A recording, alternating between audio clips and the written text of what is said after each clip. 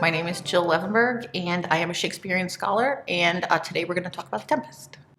Shakespeare, as most of us know, was a playwright, and he also wrote sonnets. He wrote a ton of plays. He was born in 1564, and he died in 1616. He lived most of his life in Stratford-upon-Avon, England.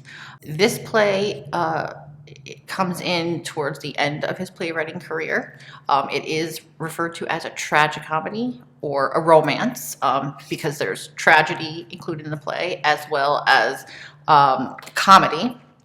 The tragedy comes in with the shipwrecks, the treatment of one of the characters, Caliban, on the island, and the apparent deaths of a few of the characters. The comedy comes in with the music on the island, the sprite Ariel, the frivolity, the love, the marriage proposal, the celebrations, the illusions. So this is why it's called a tragic comedy or romance, because there are elements of both types of plays that Shakespeare usually writes. The play opens up, first act, first scene, with a shipwreck and a tempest, hence the name, The Tempest. And this ship is full of Italian nobility and their courtiers. So now we're going to have a reading of Act 1, Scene 2 of The Tempest by the Staten Island Shakespearean Theatre Company. If by your art, my dearest father, you have put the wild waters in this roar, allay them. The sky, it seems, would pour down stinking pitch, but that the sea, mounting to the welkin's cheek, dashes the fire out. Oh, I have suffered with those I saw suffer. A brave vessel who had no doubt some noble creature in her dashed all to pieces. Oh, the cry did knock against my very heart. Poor souls, they perished.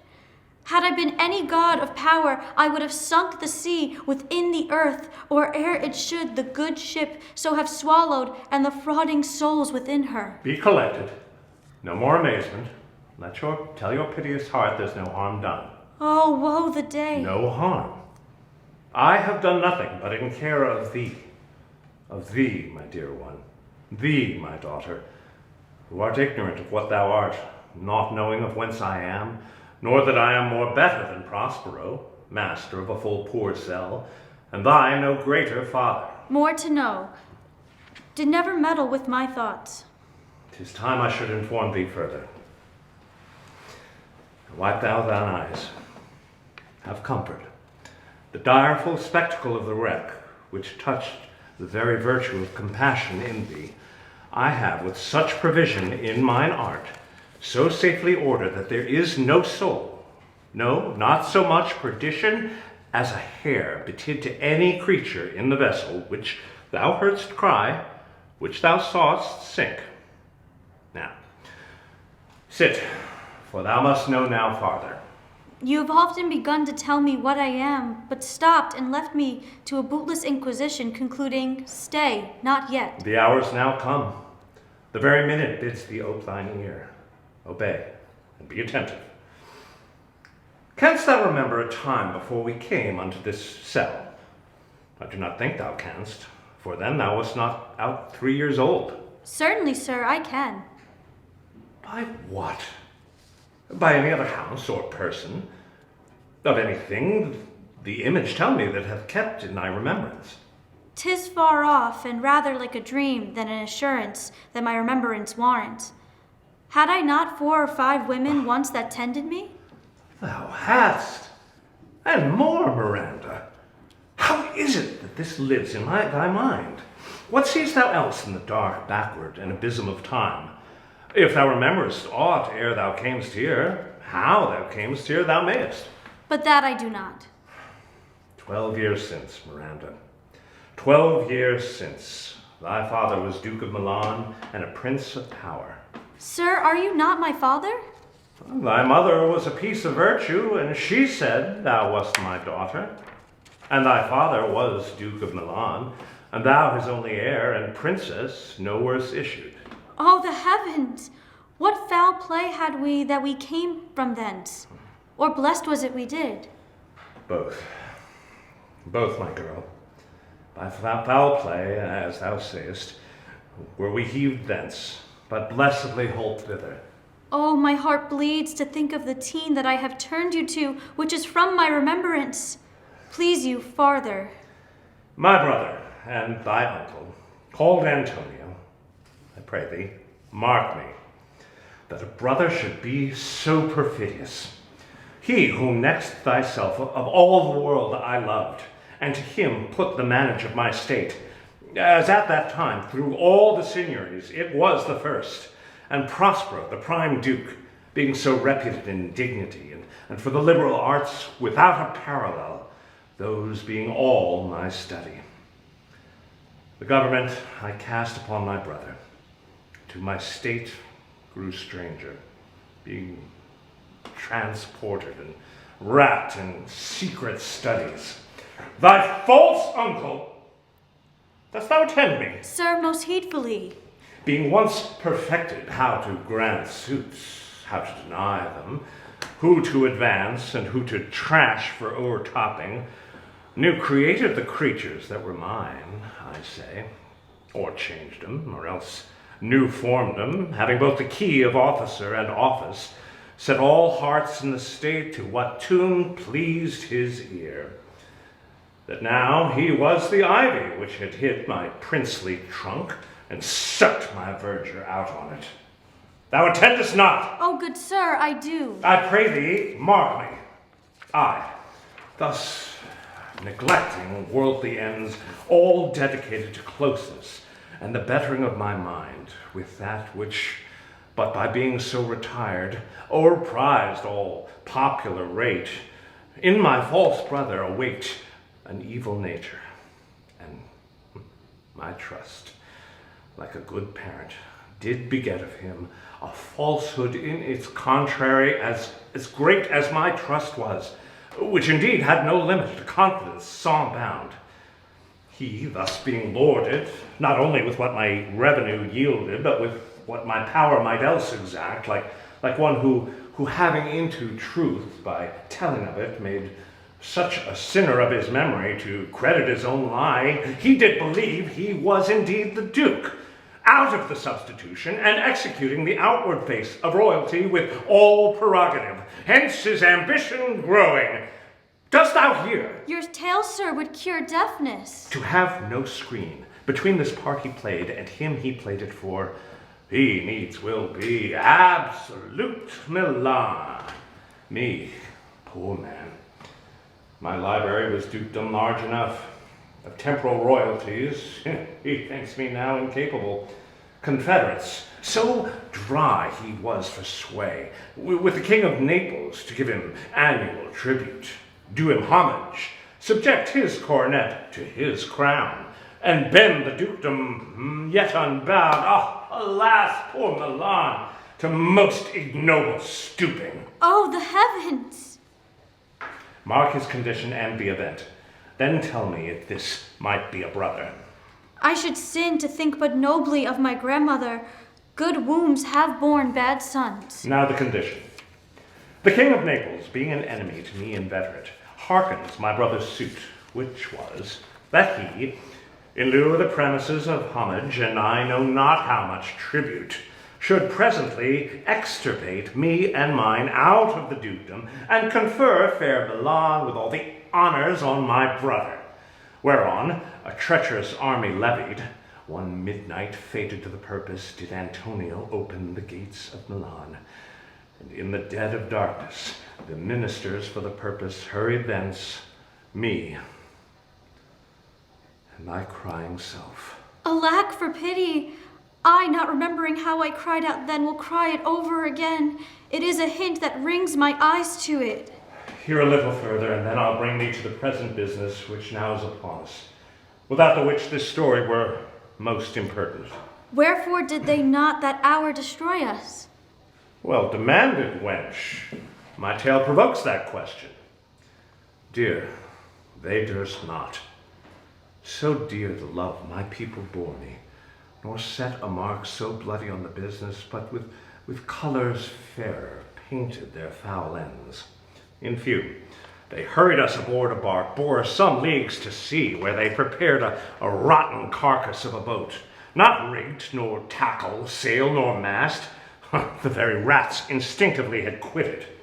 There they hoist us, to cry to the sea that roared to us, to sigh to the winds whose pity, sighing back again, did us but loving wrong. Alack, what trouble was I then to you? Oh, the cherubim thou wast that did preserve me.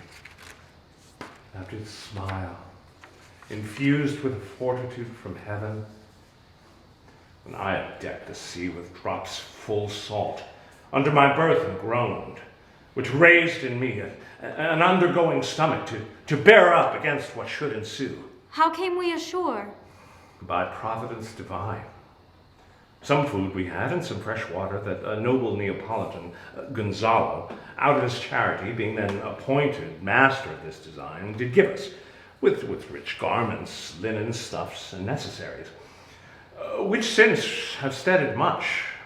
So, of his gentleness, knowing I loved my books, he furnished me from my own library with volumes that I prize above my dukedom. Would I might but ever see that man. Sit still, and hear the last of our sea sorrow. Here in this island we arrived, and here have I, thy schoolmaster, made thee more profit than other princesses can that have more time for vainer hours and tutors not so careful. Heavens, thank you for it. And now I pray you, sir, for still 'tis beating in my mind, your reason for raising the sea storm? No thus far forth. By accident most strange, bountiful fortune, now my dear lady, hath mine enemies brought to this shore, and by my prescience I find my zenith doth depend upon a most auspicious star, whose influence, if now I court but not omit, my fortunes will ever after droop. Here, cease more questions. Thou art inclined to sleep. 'Tis a good dullness, and give it way. I know thou canst not choose. Come away, servant. Come. I'm ready now. Approach, my Ariel, come. All hail, great master, grave sir, hail. I come to answer thy best pleasure, be it to fly, to swim, to dive into fire, to ride on a curled cloud, to thy strong bidding task, Ariel and all his quality. Hast thou, spirit, performed to point the tempest that I bade thee? To every article. I boarded the king's ship, now on the beak, now in the waist, the deck, in every cabin I flamed amazement. Sometimes I divide and burn in many places. On the top mast, the yards and bowsprit would I flame distinctly, then meet and join. Jove's lightning, the precursors over the dreadful thunderclaps, more momentary and sight outrunning were not.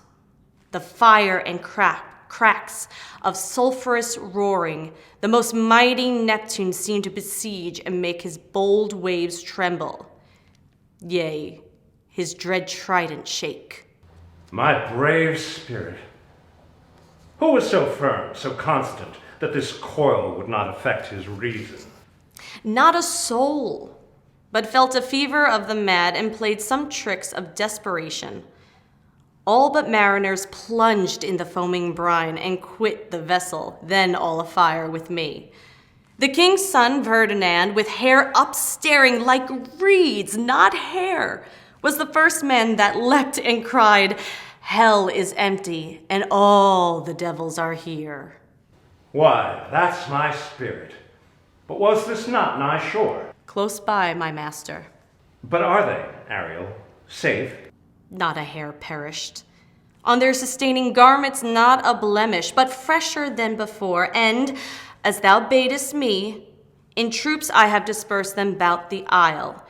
The king's son have I landed by himself, whom I left cooling in the air with sighs, in an odd angle of the isle, and sitting his arms in this sad knot. Of the king's ship, the mariners, say how thou hast disposed, and all the rest of the fleet. Safely in the harbor is the king's ship, in the deep nook where once thou callest me at midnight to fetch dew from the still vexed Bermuths. There she's hid. The mariners all under hatches stowed, who with a charm joined to their suffered labor, I left asleep. And for the rest of the fleet, which I dispersed, they have all met again and are upon the Mediterranean float, bound sadly home to Naples, supposing they saw the king's ship wracked and his great person perish. Ariel, thy charge exactly is performed. But there's more work. What is the time of the day? Past the mid-season. At least 2 glasses. The time twixt 6 and now must by us both be spent most preciously. So thank you for that lovely reading. So in that reading, we saw Miranda, Prospero, and Ariel.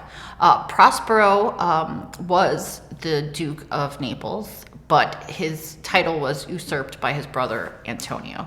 Miranda is Prospero's daughter, and Ariel is Prospero's kind of a spirit or a sprite creature that helps Prospero with his magic on the island. So what we just saw was Prospero's description of the shipwreck, Ariel's description of how he created the shipwreck, and Prospero also explains to Miranda how they ended up on this island. Reason being that Prospero was the Duke of Naples, but he was more into his books and his reading, so he really didn't do much as the Duke. So his brother Antonio kind of was acting as the Duke without the title. So Antonio wanted to take the title, so he took his brother, Antonio took Prospero and Miranda, had them put in a little boat, gave Prospero a few books, and shipped them off to sea. And then they ended up on this island where we see most of the play take place. So Ariel is an androgynous character.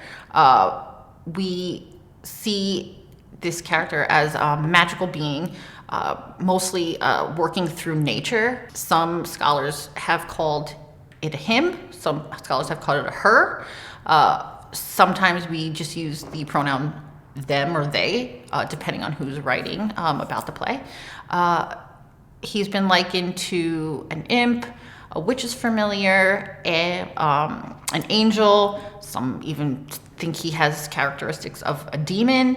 So all these things are wrapped up into this one androgynous character that helps Prospero with his magic. So he wants revenge. He wants to take his brother and the courtiers from the ship, put them on the island, have them traverse it on different areas, scare them with illusions to get this revenge on his brother for banishing him from Italy, as well as taking his dukedom title from him. Once the ship wrecks and the men find themselves on the islands, Prospero has Ariel lure Ferdinand to where Miranda is through music. Ferdinand thinks his father, Alonso, the king of Naples, died. He saw him go into the water. He hasn't seen him on the island. He thinks he's dead. He's upset. But when he hears this music, he's lured to Miranda by Ariel.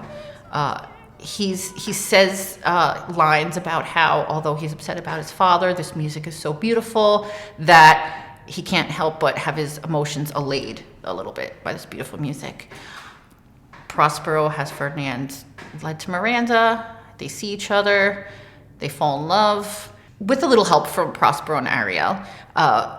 Prospero does this because he wants the Prince of Naples and himself, his daughter from Milan, to form this alliance of power in Italy. So this was his plan also all along, to have his daughter fall in love with the Prince of Naples.